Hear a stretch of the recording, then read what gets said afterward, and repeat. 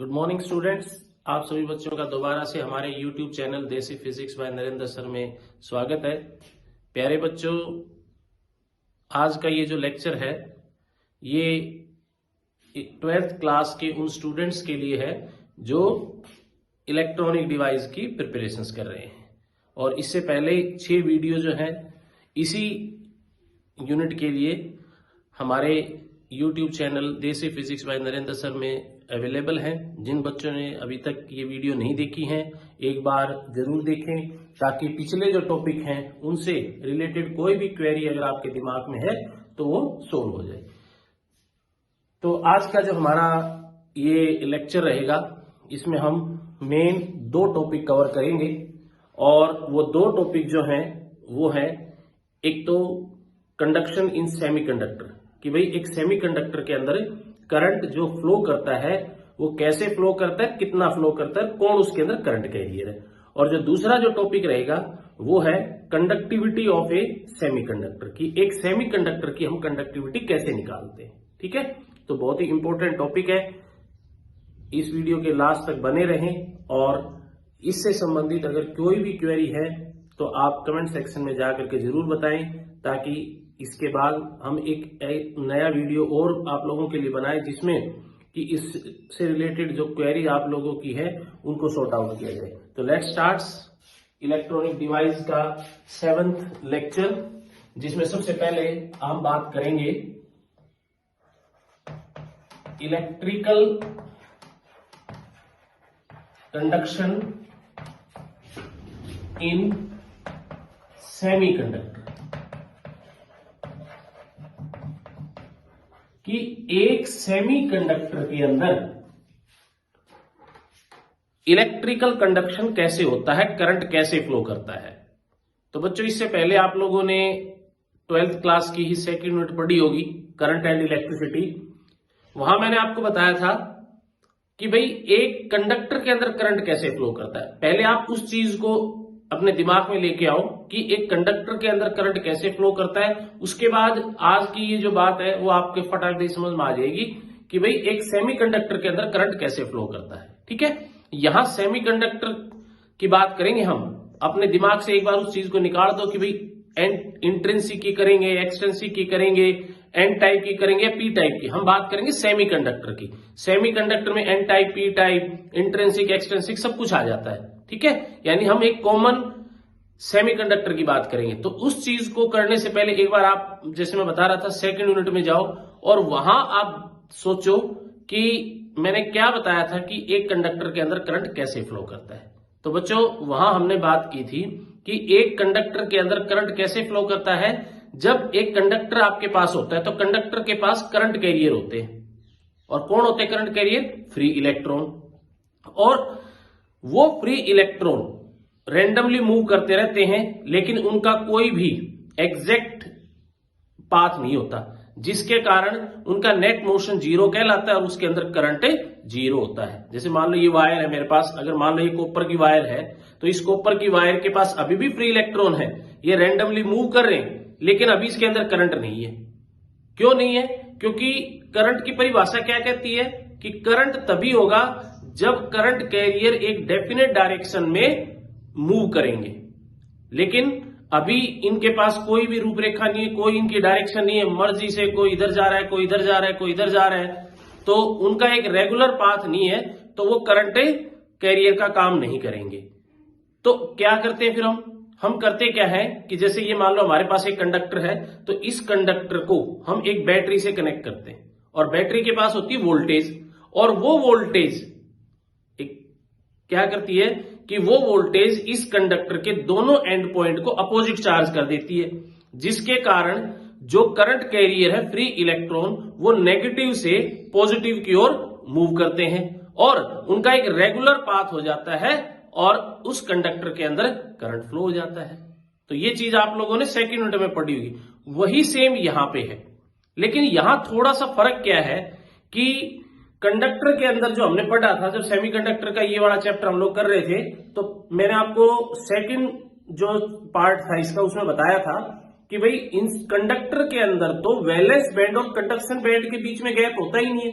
वो तो एक दूसरे के ऊपर ओवरलैप होते हैं, जिसके कारण जो फ्री इलेक्ट्रॉन्स होते हैं, वैलेंस इलेक्ट्रॉन होते हैं, वो फ्री इलेक्ट्रॉन का काम करते हैं और थोड़ी सी एनर्जी मिलते ही और वो मूव करने शुरू कर देते हैं एक डेफिनेट डायरेक्शन में और उसमें करंट फ्लो हो जाता है। लेकिन सेमीकंडक्टर और इंसुलेटर के केस में वैलेंस बैंड और कंडक्शन बैंड के बीच में गैप होता है और उस गैप के कारण जो वैलेंस बैंड होता है उसके पास होते हैं वैलेंस इलेक्ट्रॉन और कंडक्शन बैंड खाली होता है। और जब तक कंडक्शन बैंड के पास वो इलेक्ट्रॉन नहीं पहुंचेंगे तब तक उस मटेरियल के अंदर करंट फ्लो नहीं करेगा। तो इसका मतलब तो क्या होया कि भाई वहां पहला काम जो होता है हमें उस गैप को पूरा करना है। देखो एक बार मैं थोड़ा सा बताता हूं आपको, जैसे एक बार हम उस चीज को दोबारा रिवाइज करें कि बात आती है कंडक्टर की। कंडक्टर में क्या होता है कि जो वैलेंस बैंड होता है और जो कंडक्शन बैंड होता है वो एक दूसरे के ऊपर ओवरलैप होता है। इसलिए यहां पे जो वैलेंस इलेक्ट्रॉन्स होते हैं वैलेंस बैंड के अंदर वो आसानी से कंडक्शन बैंड में चले जाते हैं और वहां से फिर ये कंडक्शन बैंड के अंदर इलेक्ट्रॉन जो है वो आसानी से करंट कैरियर का काम करते हैं। लेकिन जब बात आती है सेमीकंडक्टर की, तो सेमीकंडक्टर के केस में हमने पढ़ा था कि जो वैलेंस बैंड होता है और जो कंडक्शन बैंड होता है उसके बीच में ये एनर्जी गैप है लगभग 1 इलेक्ट्रॉन वोल्ट से ज्यादा।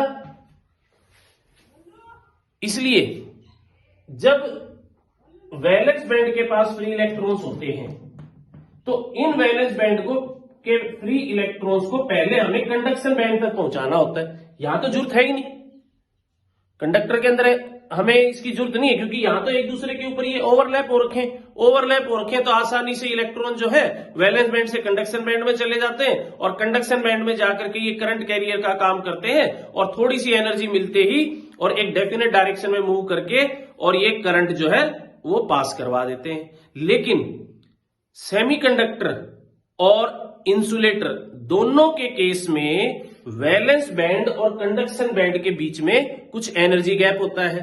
सेमीकंडक्टर के केस में कम होता है, इंसुलेटर के केस में बहुत ज्यादा होता है। इसलिए जब हमें किसी सेमीकंडक्टर के अंदर या किसी इंसुलेटर के अंदर अगर करंट फ्लो करवाना है तो पहले हमें ये गैप जो है इस गैप के बराबर की एनर्जी उस मटेरियल को देनी पड़ेगी ताकि इलेक्ट्रॉन वैलेंस बैंड से उठ के कंडक्शन बैंड में चले जाए और उसके बाद वहां से वो करंट कैरियर का काम करे। अब ये पॉसिबिलिटी सेमीकंडक्टर में तो होती है क्योंकि एनर्जी कम है, इंसुलेटर में तो कभी नहीं होती। इसलिए इंसुलेटर में तो कभी करंट पास होता ही नहीं है, कभी नहीं होता ना, क्योंकि वो एनर्जी गैप 3 इलेक्ट्रॉन वोल्ट से ज्यादा होता है। इतनी एनर्जी अगर हम पहले उस मटेरियल को प्रोवाइड करवा देंगे तो वो इंसुलेटर पहले ही खत्म हो जाएगा, उसकी सारी बॉन्डिंग टूट जाएंगी, क्रिस्टल खत्म हो जाएगा, फिर करंट कहां से पास करेगा। अब जैसे मान लो लकड़ी है, आप सोचो लकड़ी में से करंट पास करवा दे तो पहले लकड़ी को आप जब एनर्जी दोगे तो जब 3 इलेक्ट्रॉन वोल्ट से ज्यादा एनर्जी देते ही उस लकड़ी के अंदर जितने भी वो एटम्स है वो सारे क्या हो जाएंगे, डिस्ट्रॉय हो जाएंगे, लकड़ी खत्म हो जाएगी, तो करंट कहां से पास करेगा। लेकिन सेमीकंडक्टर के केस में ये पॉसिबिलिटी होती है क्योंकि सेमीकंडक्टर का अंदर ये जो गैप है ये 1 इलेक्ट्रॉन वोल्ट से ज्यादा होता है, 3 से कम होता है और इतनी एनर्जी हम इसको दे सकते हैं। इसीलिए हम करते क्या है कि एक सेमीकंडक्टर को कुछ एनर्जी देते हैं और जैसे ही आप उसको एनर्जी देते हो इलेक्ट्रॉन जो है वो वैलेंस बैंड से उठ के किसके पास चले जाते हैं, कंडक्शन बैंड के पास। अब जैसे ये कंडक्शन बैंड के पास आते हैं ये फ्री इलेक्ट्रॉन कहलाना शुरू कर देते हैं और अब इनको जब एक डिजायर एनर्जी मिलती है तो ये कंडक्शन बैंड के इलेक्ट्रॉन जो होते हैं वो क्या करना शुरू कर देते हैं, वो एक डेफिनेट डायरेक्शन में चल पड़ते हैं जिसके कारण वो करंट फ्लो करवाते हैं। तो इसीलिए हम पहले सेमीकंडक्टर को कुछ एनर्जी प्रोवाइड करवाते हैं ताकि ये गैप कम हो जाए, इलेक्ट्रॉन वैलेंस से उठ के कंडक्ट। एक बात हमेशा याद रखना, जब तक इलेक्ट्रॉन वैलेंस बैंड में है कोई काम की नहीं है, लेकिन जब ये इलेक्ट्रॉन वैलेंस बैंड से उठ के कंडक्शन बैंड में चले जाएंगे तब ये करंट कैरियर का काम करेंगे। उसके बाद आप इसको थोड़ी सी पोटेंशियल दो, पोटेंशियल देते ही और इसके अंदर करंट फ्लो करना शुरू कर देता है। ठीक है, मेरी बात आ रही है समझ में? तो इसका मतलब कंडक्टर के अंदर तो कोई एक्स्ट्रा एनर्जी देने की जरूरत नहीं है, आसानी से इलेक्ट्रॉन वैलेंस बैंड से कंडक्शन बैंड में चले जाते हैं, वहां पोटेंशियल मिलते ही एक डेफिनेट डायरेक्शन में चल पड़ते हैं। सेमीकंडक्टर के अंदर पहले इस एनर्जी गैप के बराबर एनर्जी प्रोवाइड करवा करके इलेक्ट्रॉन को वैलेंस से कंडक्शन में पहुंचाना पड़ता है, और जब ये कंडक्शन बैंड में चले जाते हैं उसके बाद जब आप इसको पोटेंशियल एनर्जी प्रोवाइड कराओगे, चाहे वो बैटरी से कराओ किसी से भी कराओ, तो उसके अंदर करंट फ्लो होना शुरू हो जाता है। क्लियर? और जब इंसुलेटर के अंदर आप एनर्जी प्रोवाइड कराओगे तो इतनी तो हम दे ही नहीं सकते कि एनर्जी कि भाई वो 3 इलेक्ट्रॉन वोल्ट से ज्यादा एनर्जी दे दे, क्योंकि उस टाइम तो इंसुलेटर के अंदर तो पॉसिबिलिटी है ही नहीं। ठीक है, अब यहां पॉसिबिलिटी बन गई, तो इसीलिए तो मैंने कहा इलेक्ट्रिकल कंडक्शन इन सेमीकंडक्टर कि भाई सेमीकंडक्टर के अंदर इलेक्ट्रिकल कंडक्शन हो सकता है, लेकिन उसके लिए पहले हमें ये गैप की जो एनर्जी है वो इस सेमीकंडक्टर को देनी पड़ेगी। क्लियर? अब देखो कि भाई यहां करंट फ्लो कैसे करेगा, तो करंट फ्लो कैसे करेगा, पहले हमें इलेक्ट्रॉन को वैलेंस से कंडक्शन बैंड में पहुंचाना होगा। जब आप इलेक्ट्रॉन को वैलेंस से कंडक्शन बैंड में पहुंचाते हो, क्या होता है भाई, कंडक्शन बैंड के पास तो हो जाते हैं फ्री इलेक्ट्रॉन, है ना, कंडक्शन बैंड के पास तो क्या हो गए, फ्री इलेक्ट्रॉन। तो वैलेंस बैंड के पास क्या बचेगा, वैलेंस बैंड के पास बचेंगे होल्स, है ना, ये वैलेंस बैंड जो इसके पास क्या बचेंगे, होल्स बचेंगे भाई। ठीक है, समझ में आई बात? जब हम इलेक्ट्रॉन को वैलेंस बैंड से कंडक्शन बैंड में पहुंचाएंगे तो कंडक्शन बैंड के पास तो हो जाएंगे फ्री इलेक्ट्रॉन्स, और वैलेंस बैंड के पास क्या हो जाएंगे, होल्स भाई। अब जब आप इसको पोटेंशियल दोगे और जब ये इलेक्ट्रॉन्स और होल्स मूव करेंगे तो कंडक्शन बैंड के अंदर तो क्या होगा, इलेक्ट्रॉन्स मूव करेंगे, और वैलेंस बैंड के अंदर कौन मूव करेंगे, होल्स मूव करेंगे, एक दूसरे से अपोजिट डायरेक्शन में, है ना, जिस डायरेक्शन में इलेक्ट्रॉन जाएंगे होल्स से अपोजिट डायरेक्शन में मूव करेंगे, जिसके कारण इस कंडक्शन बैंड के अंदर एक करंट इंड्यूस होगा IE, जिसको हम बोलते हैं इलेक्ट्रॉनिक करंट। इसको हम क्या बोलेंगे, इलेक्ट्रॉनिक करंट, क्योंकि ये इलेक्ट्रॉन से इंड्यूस हुआ है। और जब वैलेंस बैंड के अंदर ये होल्स मूव करेंगे तो इसके अंदर एक करंट इंड्यूस होगा जिसको बोलेंगे होल करंट, जिसको हम IH से डिनोट करेंगे। तो इसका मतलब तो सेमीकंडक्टर के अंदर जब आप पोटेंशियल प्रोवाइड करवाते हो तो सेमीकंडक्टर के वैलेंस बैंड के अंदर एक करंट इंड्यूस होता है होल्स के मोशन के कारण, और कंडक्शन बैंड के अंदर एक करंट इंड्यूस होता है उसके इलेक्ट्रॉन के मोशन के कारण। तो हम ये कह सकते हैं कि एक सेमीकंडक्टर के अंदर 2 करंट इंड्यूस होते हैं जब आप उसको पोटेंशियल देते हो। एक करंट होता है ड्यू टू इलेक्ट्रॉन, जिसको इलेक्ट्रॉनिक करंट कहते हैं, एक करंट इंड्यूस होता है ड्यू टू होल, जिसको होल करंट कहते हैं। तो इसका मतलब ये जो सेमीकंडक्टर हमारे पास है, इस सेमीकंडक्टर के अंदर 2 करंट जो है वो मूव करेंगे, एक होगा इलेक्ट्रॉनिक करंट और एक होल करंट। तो हम कह सकते हैं ना कि हमारा ये जो सेमीकंडक्टर है इसके पास टोटल करंट क्या होगा, टोटल करंट होगा IE प्लस IH। तो इस चीज को याद रखना है भाई आपने। कंडक्टर के अंदर तो एक ही पॉसिबिलिटी होती है फ्री इलेक्ट्रॉन की, इसलिए उसके अंदर एक ही करंट होता है due to the motion of electron. लेकिन सेमीकंडक्टर के केस में 2 करंट की पॉसिबिलिटी होती है, एक due to motion of electron जिसको इलेक्ट्रॉनिक करंट कहेंगे, और एक due to the motion of hole जिसको होल करंट कहेंगे। तो हम ये कह सकते हैं कि हमारे सेमीकंडक्टर के अंदर जो नेट करंट है वो है IE प्लस IH। तो क्लियर भाई, अब आपको समझ में आ गया कि भाई इलेक्ट्रिकल कंडक्शन इन सेमीकंडक्टर, कि भाई एक सेमीकंडक्टर के अंदर करंट जो है वो कैसे मूव करता है और कितना इसके अंदर करंट आता है। तो आगे से इस चीज को ध्यान रखना कि एक सेमीकंडक्टर के अंदर जो नेट करंट होता है वो होता है sum of electronic current and hole current. Clear, समझ में आ गई बात? Clear, okay. अब नेक्स्ट जो हमारा टॉपिक है वो है कंडक्टिविटी ऑफ अ सेमीकंडक्टर।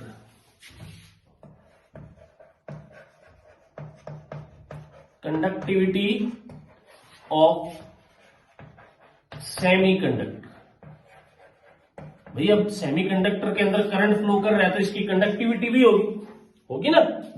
अब ये कंडक्टिविटी होती क्या है? अगर आप लोगों ने इसी 12th क्लास के अंदर या पहले करंट वाला चैप्टर अगर अच्छी तरीके से कर रखा है तो आप लोगों को ये कंडक्टिविटी का भी पता होगा। देखो बच्चों, एक मटेरियल के अंदर चाहे वो कंडक्टर है या सेमीकंडक्टर है, उसके अंदर 3-4 चीजें बहुत ही मेन होती हैं, उनको आपने याद रखना है। क्या क्या होती है वो? एक होता है रेजिस्टेंस, एक होती है उसकी रेजिस्टिविटी, एक होता है कंडक्टेंस और एक होती है उसकी conductivity.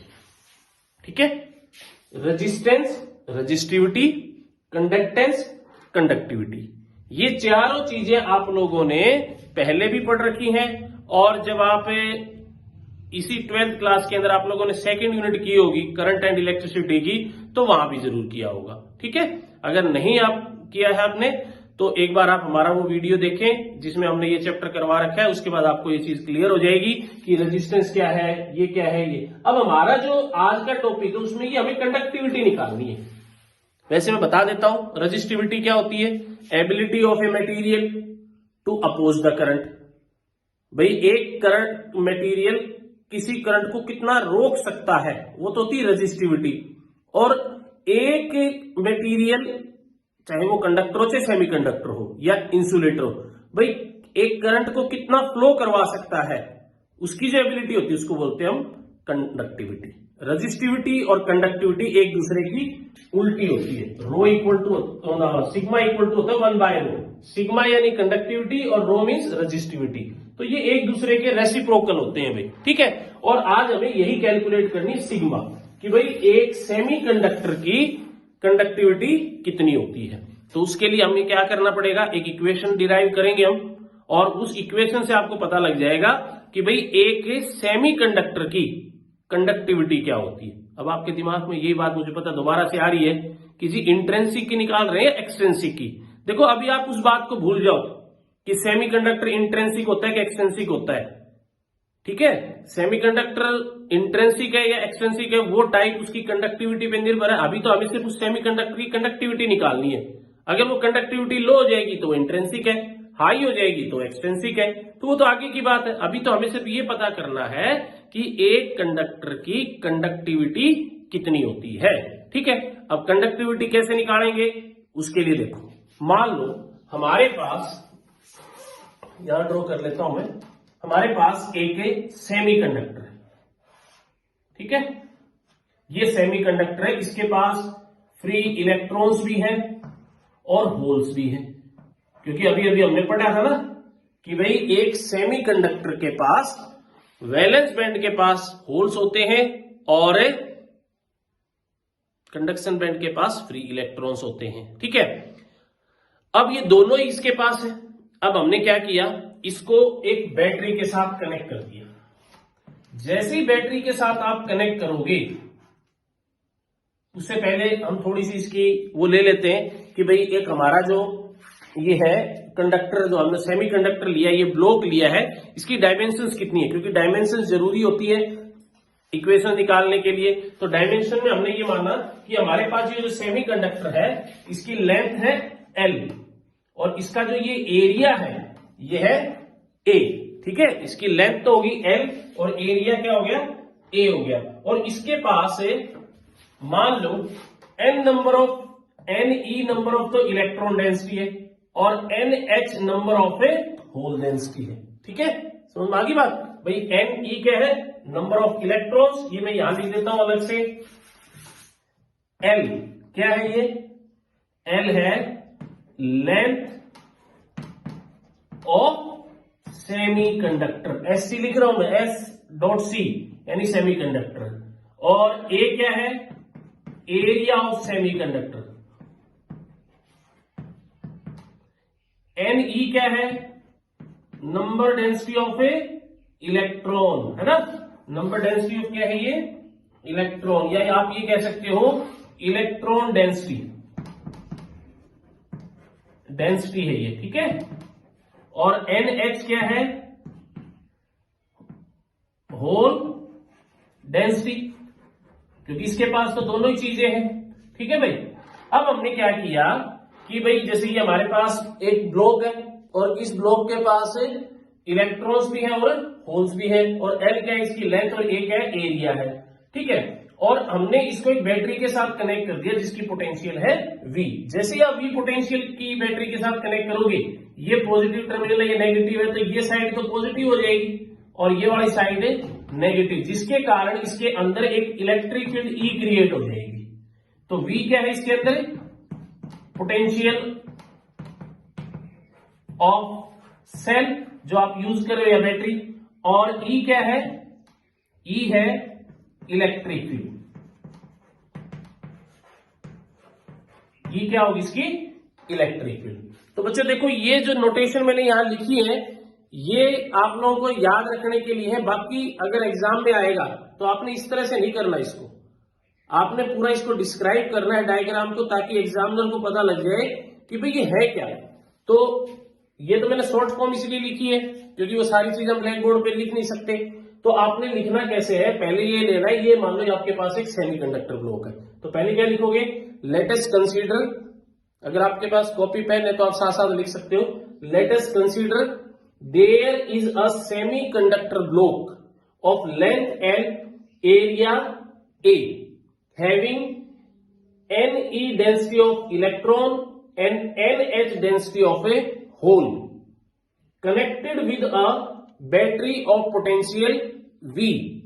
When it is switched on, an electric field E is generated between two endpoints of a block.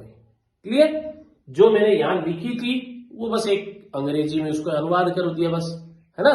अब इस तरह से लिखोगे थोड़ा सा ओड लगता है, लेकिन अगर आप जो मैंने अभी बताया उस तरीके से लिखोगे तो प्रेजेंटेशन भी, क्योंकि देखो थ्योरी के अंदर है ना प्रेजेंटेशन बहुत जरूरी है।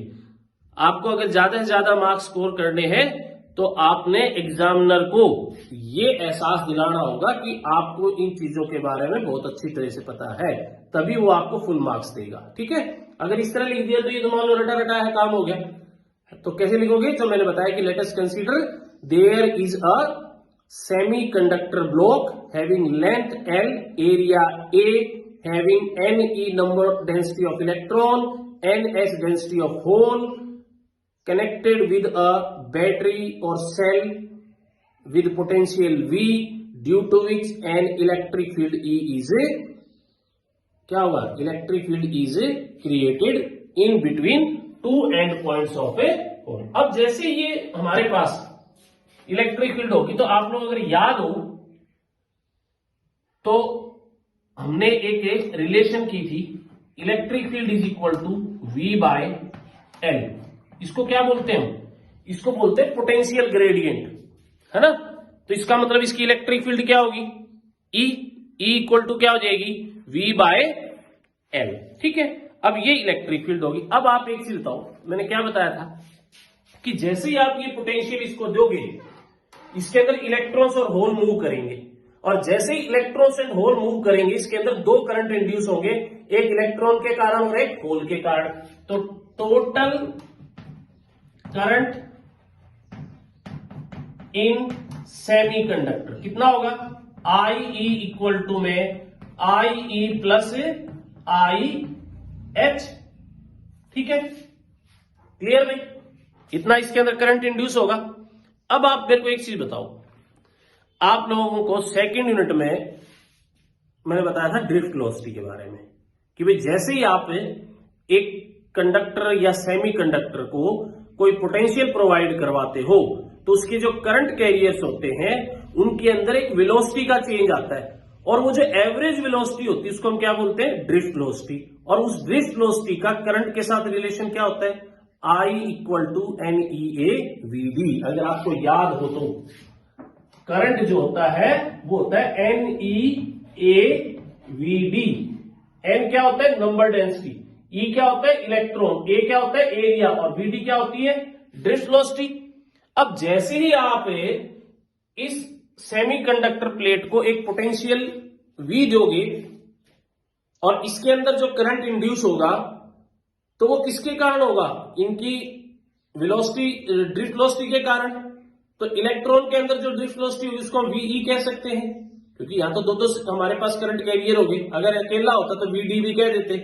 तो इलेक्ट्रॉन के पास जो होगी वो क्या होगी, इलेक्ट्रॉन की जो ड्रिफ्ट वेलोसिटी होगी वीई, और होल की क्या होगी वीएस। तो हम यहां डायरेक्ट लिख सकते हैं कि आईई, ये वाला जो फार्मूला अगर हम यहां अप्लाई करें तो आई इक्वल टू क्या हो जाएगा, आईई की जगह हम क्या लिख सकते हैं, एन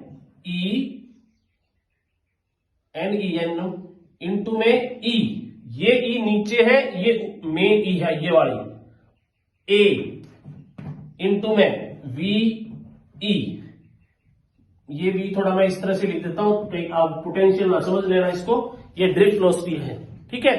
तो N E A into V E plus N H E A, देखो ये ई है चार्ज, इलेक्ट्रॉन और होल का चार्ज सेम होता है, इसलिए आप ये मत समझना भी यहां पे हमने NH लिखना चाहिए था जी, तो NH की जरूरत नहीं है, क्योंकि ये चार्ज को रिप्रेजेंट कर रहा है। इलेक्ट्रॉन और होल का चार्ज सेम होता है, बस उनकी पोलैरिटी अलग होती है कि भाई इलेक्ट्रॉन नेगेटिव होता है और वो, तो एक तरीके से ये हमारे लिए चार्ज है, तो इसको आप ई ही लिख सकते हो।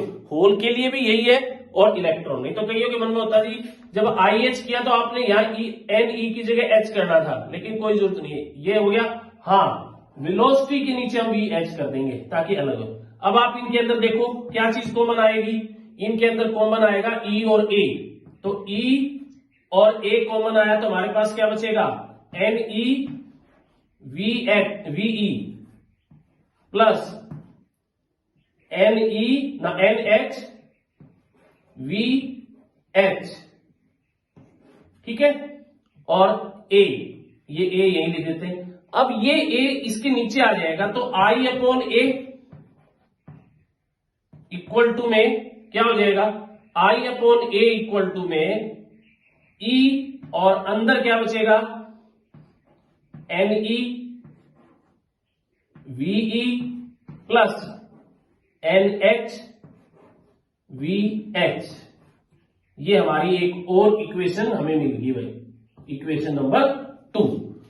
तो I अपॉन A हमने क्या कैलकुलेट कर लिया, I अपॉन A कैलकुलेट कर लिया, ठीक है।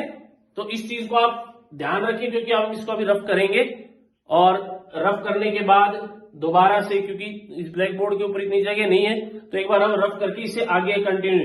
तो आप लोगों को ये इक्वेशन याद रखनी है, नहीं है तो आप एक बार वीडियो को पीछे बैक करके भी इसको याद रख लेना। I अपॉन A की वैल्यू क्या आ गई, NE VE plus NH VH, clear. एक बार रफ कर देते हैं इसको।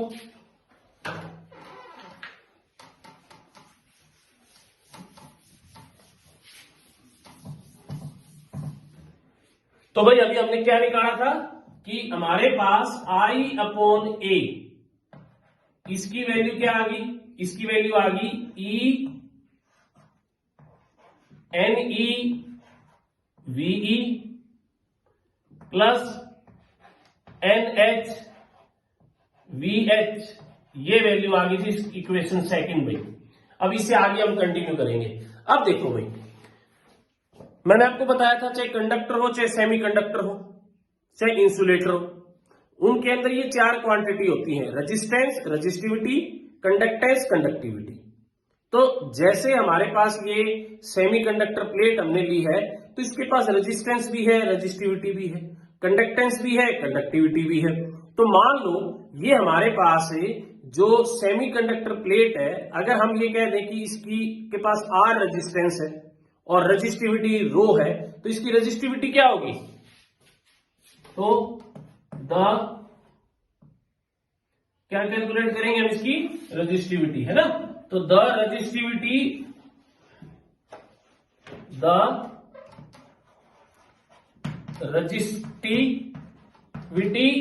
Of semiconductor plate. अब आप कहोगे जी हमें तो कंडक्टिविटी निकालनी थी, हम रेजिस्टिविटी के पास कहां पहुंच गए। तो बेटा कंडक्टिविटी निकालने के लिए हमें रेजिस्टिविटी निकालनी पड़ेगी, क्योंकि रेजिस्टिविटी क्या होती है, रेसिप्रोकल ऑफ कंडक्टिविटी, या ये कह सकते हैं कि कंडक्टिविटी क्या होती है, रेसिप्रोकल ऑफ रेजिस्टिविटी। तो हम पहले रेजिस्टिविटी निकाल लेते हैं और रेजिस्टिविटी निकल जाएगी तो उसका रेसिप्रोकल कर देंगे, कंडक्टिविटी आ जाएगी। क्योंकि हमारा जो मेन एम है, मेन टारगेट है, वो कंडक्टिविटी निकालना है, ठीक है। और वहां तक जाने के लिए हमें रेजिस्टिविटी वाले रास्ते से जाना पड़ेगा। तो रेजिस्टिविटी क्या होगी भाई, rho equal to R A by L, है ना। हमारे पास है जो रेजिस्टिविटी आई वो क्या आई, रो आर ए बाय एल, ठीक है। ये आ गई हमारी इक्वेशन 3। अब अगर आपको याद हो, वीडियो को हम पीछे रिवाइंड करके देखें तो पहली इक्वेशन हमारी क्या आई थी, पहली इक्वेशन आई थी E इक्वल टू में V बाय एल, ये फर्स्ट इक्वेशन थी ना। हम क्या करेंगे कि जो फर्स्ट इक्वेशन थी उसको इस थर्ड इक्वेशन से डिवाइड कर देंगे। तो डिवाइडिंग 1/2, यानी ये जो इक्वेशन आई थी इसको 2 से डिवाइड करेंगे। तो लेफ्ट हैंड साइड को लेफ्ट हैंड साइड से डिवाइड करो, राइट को राइट से। तो E by rho equal to क्या आ जाएगा, V बाय एल, और ये L ऊपर और नीचे हो जाएगा R A, L से L कैंसिल हो गया, हमारे पास क्या आ गया, V यानी पोटेंशियल अपॉन R A, ठीक है बेटा। ये हमारे पास एक नई इक्वेशन आ गई इस तरीके से, V अपॉन, अब देखो भाई यहां पे V बाय R क्या होता है, according to Ohm's law V equal to I R होता है ना। ओम्स लॉ पे चले तो V equal to I R, तो V बाय आर क्या हो गया, I, तो हम इसकी जगह I, तो हमारे पास ये हो गया I अपॉन A, इक्वेशन 4 भाई। तो अब आप इक्वेशन सेकंड और इक्वेशन 4 दोनों को कंपेयर करो। तो इक्वेशन सेकंड और 4 को अगर हम देखें तो आई अपॉन ए तो ये है, लेकिन ई बाय रो हमारा आई अपॉन ए है। तो इसका मतलब आई अपॉन ए की वैल्यू क्या है, यहां से ई बाय रो, और यहां आई की है। दोनों को अगर हम कंपेयर, हम लिखेंगे कंपेयर 2/4, तो क्या होगा भाई, यहां लिख देता हूं मैं, 2 और 4 को कंपेयर करोगे तो हमारे पास ई बाय रो की वैल्यू क्या आ जाएगी, E NE VE plus NH VH, ठीक है। इन दोनों कंपेयर किया तो ये आ गया भाई। तो अब यहां पर अगर हम एक चीज देखें कि इसको यहां ले आते हैं, ठीक है ना। अब हम क्या करेंगे कि भाई हमारे पास इस तरह से आ गया। अब आप एक चीज बताओ मेरे को, मोबिलिटी किया था सेकंड आप लोगों ने, जब हमने सेकंड यूनिट की थी तो वहां पर एक आई थी मोबिलिटी। तो मोबिलिटी क्या होती है, बताओ, मोबिलिटी किसी को ध्यान हो तो बताओ भाई। मोबिलिटी होती है drift velocity by electric field, है ना। अभी आएगी आपको ध्यान में। देखो हम क्या करते हैं, इसको नीचे ले जाते हैं, तो हमारे पास आ गया 1/रो। E को हम नीचे लेके आएंगे तो E को आप इन दोनों से अलग अलग, पहले तो हम इकट्ठा कर लेते हैं, चलो। NE VE by VE plus NH VH divide by E, electric field. 1/रो मैंने क्या कहा था, reciprocal of resistivity equal to conductivity. तो 1/रो की जगह तो कंडक्टिविटी इक्वल टू E। देखो भाई VE बाय E क्या होती है, ये मोबिलिटी होती है। अगर आपको ध्यान हो सेकंड यूनिट में, तो मोबिलिटी क्या होती है, drift velocity per unit electric field. अब यहां पे ये ड्रिफ्ट वेलोसिटी किसकी, इलेक्ट्रॉन की पर यूनिट इलेक्ट्रिक फील्ड। तो इसका मतलब यहां पे म्यू ई, तो ये हो जाएगा NE, और VE बाय E की जगह म्यू ई प्लस NH, और ये जो हमारे पास VH बाय E, इसको हम क्या कहेंगे, मोबिलिटी ऑफ होल। दोनों की अलग अलग होगी, तो मोबिलिटी ऑफ ए होल। तो ये है भाई हमारे पास है क्या, कंडक्टिविटी ऑफ अ सेमीकंडक्टर, एक सेमीकंडक्टर की कंडक्टिविटी जो है वो किसके बराबर आ गई, इलेक्ट्रॉन्स का, यानी चार्ज ऑफ इलेक्ट्रॉन होल, एक ही बात है, और N E mu E, N E क्या है भाई, density of electron, mu E mobility of electron, N H density of hole, mu H mobility of a holes भाई। तो ये है हमारे पास है फार्मूला, क्लियर। तो ये हमने निकाला है किसके लिए, किसके लिए निकाला है भाई, सेमीकंडक्टर, कोई भी सेमीकंडक्टर हो उसके लिए एक हमने जनरल फार्मूला निकाल दिया।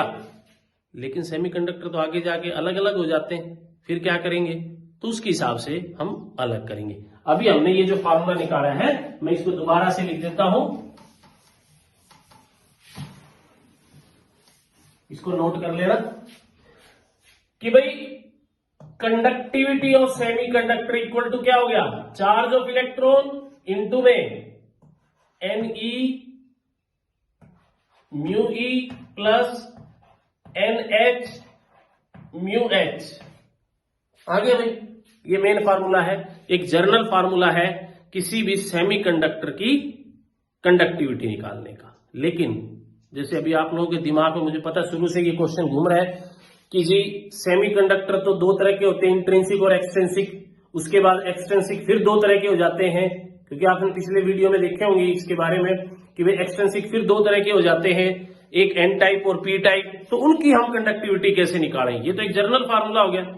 तो बच्चों इसी में से हम उनकी कैलकुलेट, अब जैसे ये फार्मूले को ध्यान रख के हम देखते हैं, फॉर इंट्रिंसिक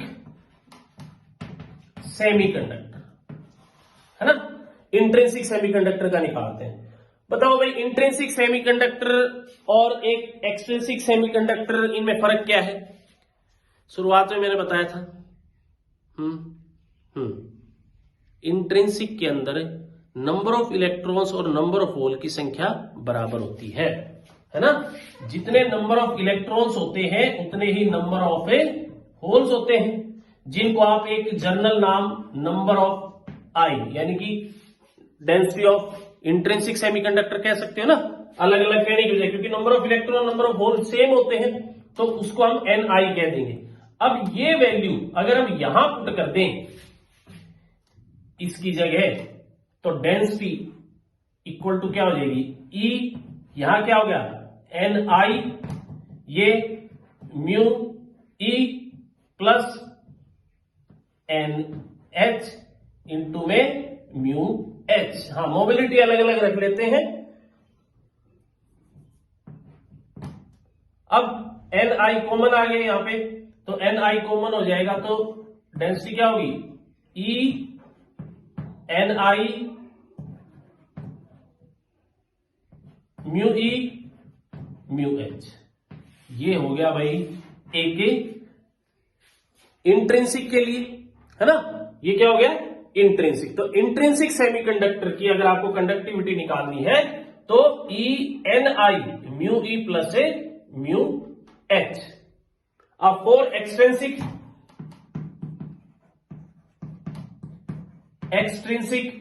तो भाई एक्सट्रिंसिक के अंदर तो ये दोनों ही अलग अलग होते हैं, तो वहां पर सिग्मा की वैल्यू क्या हो जाएगी, सेम वही E N E mu E plus N H mu H, ये होगी हमारी एक्सट्रिंसिक की।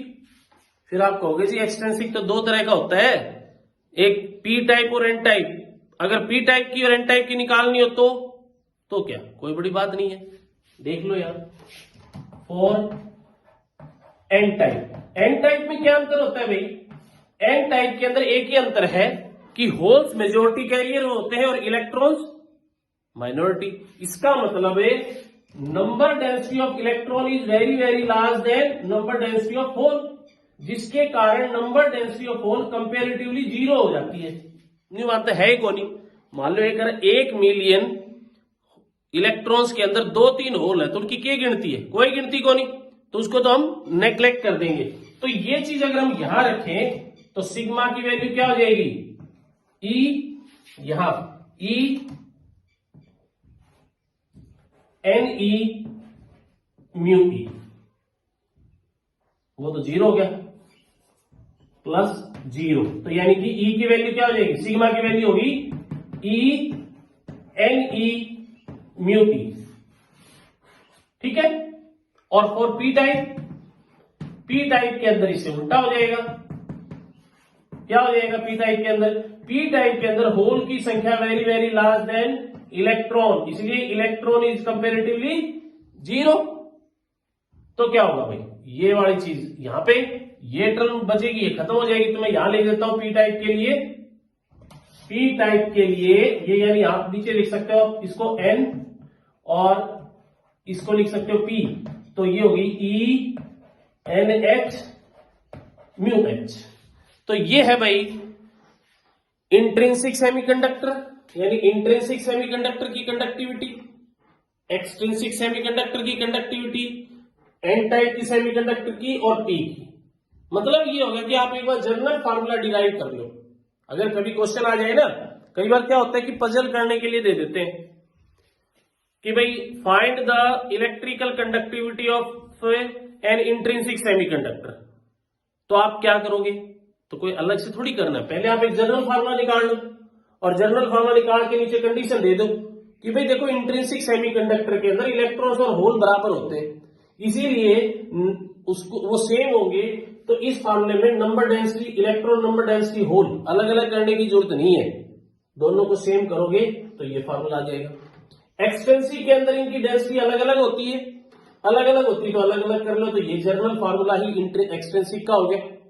और पी टाइप और एन टाइप निकालनी हो तो ये दो केस कर लो। तो इस तरीके से हमारे को सेमीकंडक्टर की कंडक्टिविटी मिल जाएगी। अगर बुक में देखोगे ना किसी बुक के अंदर, तो आपको ये जो आर्टिकल है वो इस तरह लिखा मिलेगा कि भाई electrical conductivity of extrinsic semiconductor, क्योंकि ये जो जनरल फार्मूला हमने निकाला है ना, ये हमारा एक्सटेंसिक सेमीकंडक्टर का निकला है। लेकिन हम ये मानते हैं कि हमारे लिए कोई एक्सटेंसिक इंट्रिंसिक अभी नहीं है, शुरुआत में तो हमारे दिमाग में सिर्फ एक क्या है, सेमीकंडक्टर है। तो प्यारे बच्चों, ये थे हमारे दो आर्टिकल आज के, जिसमें पहले आर्टिकल में तो आप लोगों ने ये चीज पढ़ा कि भाई एक सेमीकंडक्टर के अंदर करंट कैसे फ्लो करता है ना। सेकंड यूनिट में आप लोगों ने पढ़ा था एक कंडक्टर के अंदर करंट कैसे फ्लो करता है, और यहां आज आपको पता लग गया कि एक सेमीकंडक्टर के अंदर करंट कैसे फ्लो करता है।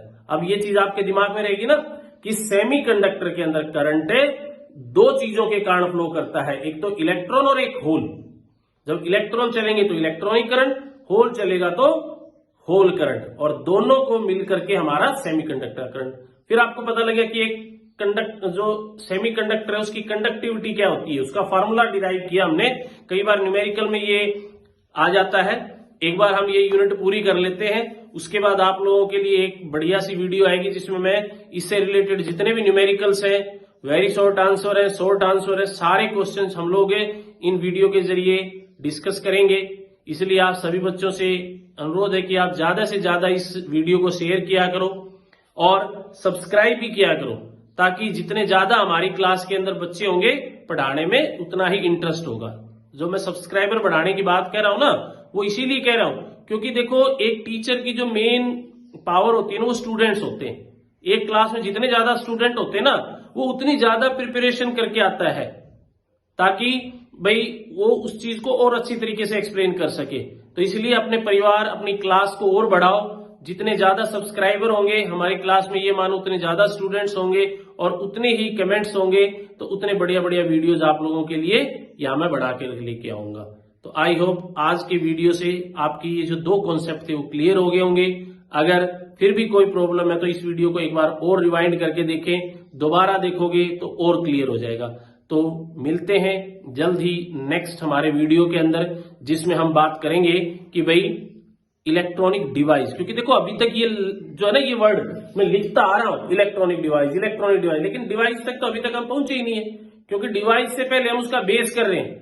तो इससे आगे जो आने वाला हमारा लेक्चर होगा वो होगा इलेक्ट्रॉनिक डिवाइस के ऊपर, और हम बात करेंगे हमारा एक इलेक्ट्रॉनिक डिवाइस, बहुत ही प्यारा सा डिवाइस है डायोड। बहुत ही इंटरेस्टिंग टॉपिक है वो, जिसमें आप लोगों को पता लगेगा डायोड क्या होता है, डायोड कैसे बनाया जाता है, डायोड कैसे यूज होता है, मतलब डायोड की सारी कहानी पढ़ देंगे। उसके बाद हम पढ़ेंगे ट्रांजिस्टर की, और हमारा चैप्टर खत्म हो जाएगा। ठीक है, तो आई होप आप लोगों को ये वीडियो पसंद आई होगी। तो जल्द ही मिलते हैं एक नए लेक्चर के साथ।